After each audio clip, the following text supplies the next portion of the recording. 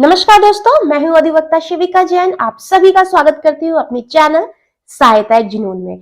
तो दोस्तों, आज का जो विषय है वो नए प्रैक्टिसिंग लॉयर के लिए बहुत जरूरी है ये देखना, और साथ ही साथ उन लोगों के लिए भी बहुत अहम है जो अपने केस में नए लॉयर को एंगेज करना चाहते हैं। यानी कि एक लॉयर है, अब उसको चेंज करके दूसरा लॉयर एंगेज करना चाहते हैं।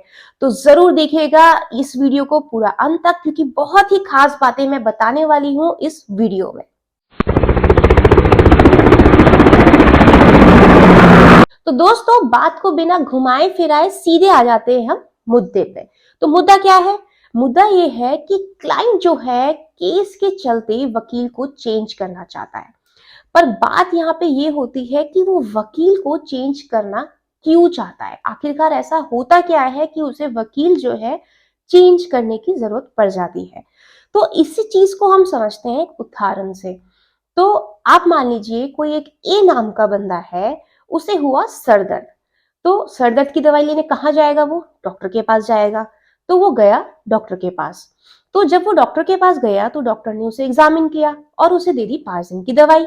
डॉक्टर को दिखाने के बाद जो ए था वो घर गया और उसने 1 दिन की दवाई भी ली। और उसी दौरान जो है उसके दोस्त जो है, उसके मित्र जो है, उसका हालचाल लेने घर आ जाते हैं कि भाई कैसी तेरी तबीयत है, कैसा है तू।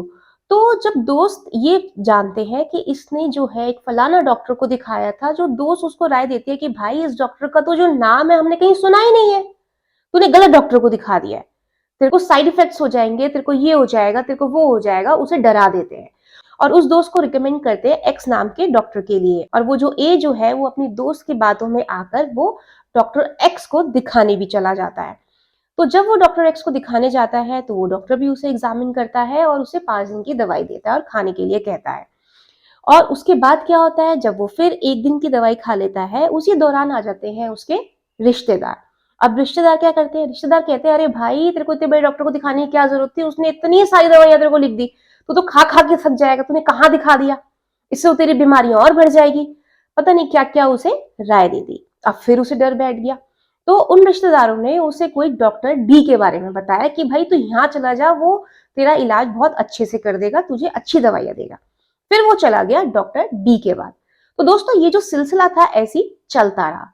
तो मेरे कहने का यहाँ मतलब ये है कि वो जो ए नाम का जो व्यक्ति है, उसे पता ही नहीं है कि उसके लिए क्या सही है क्या गलत है।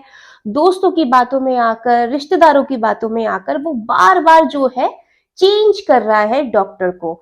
और वो चेंज क्यों कर रहा है डॉक्टर को? वो चेंज इसलिए कर रहा है कि उसके मन में जो है डर बैठ गया है कि ये तो मेरा केस बिगाड़ देगा। तो इस वजह से वो क्या कर रहा है, बार बार अपना जो डॉक्टर है वो चेंज कर रहा है, उनकी दवाइयां भी पूरी नहीं खा रहा है, जिस वजह से उसका प्रॉपर इलाज भी नहीं हो पा रहा है, जिस वजह से उसे रिलीफ भी नहीं मिल पा रहा है सिर दर्द का। तो दोस्तों, ऐसा ही कई बार क्लाइंट कर देते हैं वकीलों के साथ में भी, क्योंकि वो सेटिस्फाइड ही नहीं होते। उन्हें डर रहता है कि कहीं वो केस में हार ना जाए, शंका रहती है मन में कि पता नहीं ये वकील जो है कि मेरा काम सही कर रहा है या नहीं कर रहा है, अनसेटिस्फाइड रहते हैं। और उस वजह से होता क्या है, वो बार बार वकीलों को चेंज करते रहते हैं, जिस वजह से उन्हें न्याय तक नहीं मिल पाता है। और कई बार वकील चेंज करने की नौबत इसलिए भी आ जाती है कि होता क्या है कि वकील और जो क्लाइंट है कई बार कई बातों में सहमत नहीं होते हैं, और कई बार क्लाइंट और एडवोकेट के बीच में मिसअंडरस्टैंडिंग्स आ जाती हैं कुछ इश्यूज को लेकर। तो इस वजह से भी वकील को चेंज करना पड़ जाता है। तो दोस्तों, अब हम जानते हैं कि जब हम वकील को चेंज करें तो हम कैसे चेंज कर सकते हैं।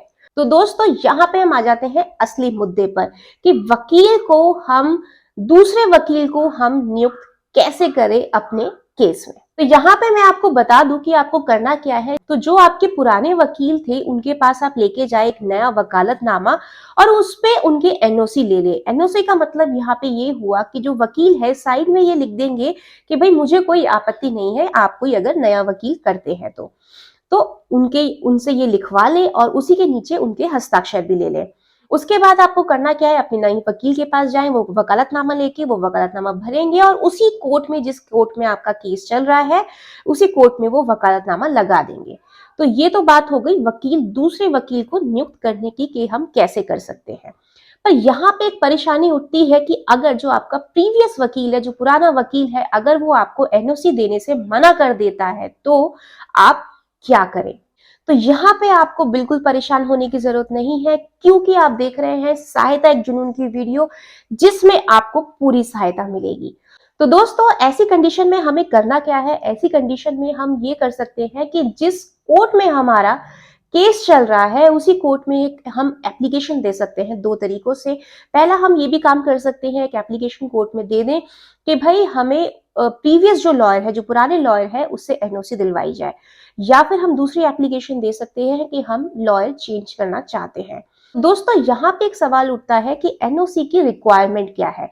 एनओसी स्पेशली इसलिए लिया जाता है ताकि जो कोर्ट का जो फंक्शनिंग है, जो कोर्ट की जो प्रोसीडिंग्स है, उस पर कोई बर्डन ना आ जाए, उस पर कोई रुकावट ना आ जाए। कई बार मामलों में ये देखा गया है कि एक ही केस में 4 वकील खड़े हो जाते हैं या 5 वकील खड़े हो जाते हैं कि भाई इस केस में तो मैं था, आप कैसे आ गए इस केस में तो मैं था। तो ये झगड़ा ना हो, ये विवाद ना हो कोर्ट के सामने, और जो कोर्ट जो है वो वैसी ओवरफ्लो होती है, इतने सारे केसेस उन्हें देखने होते हैं, और उस पर ये एक बर्डन कोर्ट पे आना, तो ये फंक्शनिंग को रोकता है। तो ऐसे जो कारण होते हैं वो कोर्ट की प्रोसीडिंग्स में रुकावट डालते हैं।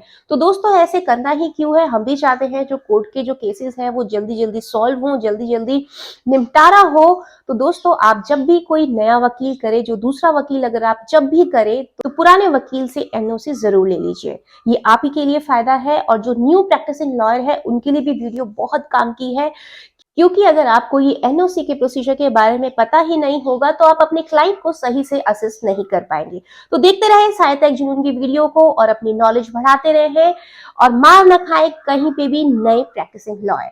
तो मिलती हूँ अपनी नई वीडियो में, तब तक के लिए बाय बाय।